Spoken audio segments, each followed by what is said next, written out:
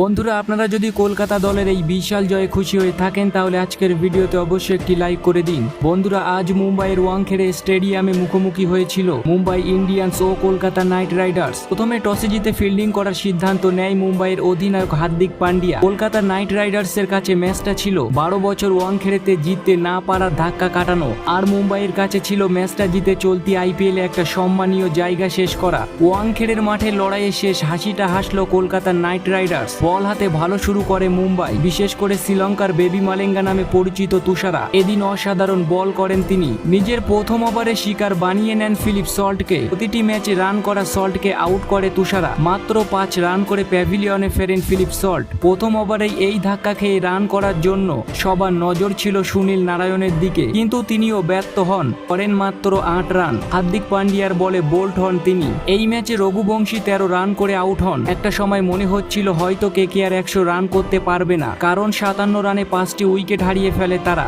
6 over 1 বলের মাথায়। এই কঠিন সময়ে দলের হাল ধরেন ভেঙ্কটেশ আয়ার ও মনীষ পান্ডে। তিনি ইম্প্যাক্ট খেলোয়াড় হিসাবে মাঠে নেমে ভালো শুরু করেন। এই জুটি দলকে 57 রান থেকে টেনে নিয়ে যায় 140 রান পর্যন্ত। এদের হাত ধরেই ম্যাচে ফেরেন কেকেআর। 42 রানে আউট হন মনীষ পান্ডে। এরপর অবশ্যই আর কেউ টিকতে পারেনি। রাসেলের ব্যাট থেকে বড় ইনিংস সকলেই আশা করেছিল, কিন্তু ভেঙ্কটেশ আয়ারের সঙ্গে তাল মেলাতে না পেরে রান আউট হন তিনি। 70 রানে আউট হন ভেঙ্কটেশ আয়ার। অবশেষে নির্ধারিত 20 ওভারে 10টি উইকেট হারিয়ে 169 রান করে কলকাতা নাইট রাইডার্স। মুম্বাইয়ের হয়ে এদিন 3টে করে উইকেট নেয় তুষারা ও জসপ্রীত বুমরা। 2টি উইকেট নেন ক্যাপ্টেন হার্দিক পান্ডিয়া। 1টি উইকেট শিকার করেছিল পীয়ূষ চাওলা। এই রান তারা করতে নেমে মুম্বাইয়ের থেকে আশা করা হয়েছিল তারা বোলিং এর মতো ব্যাটিং এর শুরুটা ভালো করবে, কিন্তু সেটা আর হলো না। দ্বিতীয় ওভারে প্রথম ধাক্কা খায় মুম্বাই। মিচেল স্টার্ক বোল্ড করেন ঈশান কিষানকে। এরপর নমন ধীরকে আউট করেন বরুণ চক্রবর্তী। রোহিত শর্মা ফের ঘরের মাঠে ব্যর্থ হলেন।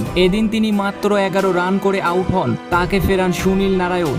দলে বড় বড় ব্যাটার থাকলেও কেউ রান পাননি। তিলক ভার্মা, নেহাল, অধেরা করেন 4 ও 6 রান। হার্দিক পান্ডিয়া মাত্র 1 রান করে আউট হয়ে যান। সূর্যকুমার যাদব এদিন দলের হাল ধরেছিল, কিন্তু তিনি 56 রান করে আউট হন। রাসেলের বলে ক্যাচ তুলে দিয়ে প্যাভিলিয়নে ফেরেন তিনি। এরপর দলের হাল ধরেন টিম ডেভিড। তিনি 20 বলে 24 রান করে আউট হন। ফলে 18 ওভার 5 বলে মুম্বাইয়ের ইনিংস শেষ হয়ে যায়। 145 রান করে তারা। বল হাতে মিচেল স্টার্ক নিজের আসল রূপ দেখান আজ। তিনি নেন 4টি উইকেট। 2টি করে উইকেট নেন বরুণ চক্রবর্তী, সুনীল নারায়ণ ও Andrew Russell. Kolkata Knight Riders মুম্বাইকে 24 রানে হারিয়ে 14 পয়েন্ট নিয়ে পয়েন্ট টেবিলে 2 নম্বরে অবস্থান করছে। তো বন্ধুরা, আপনাদের কি মনে হয় কলকাতা নাইট রাইডার্স কি পারবে এবারের আইপিএল ট্রফি জিততে? নিচে কমেন্ট করে আমাদের জানাতে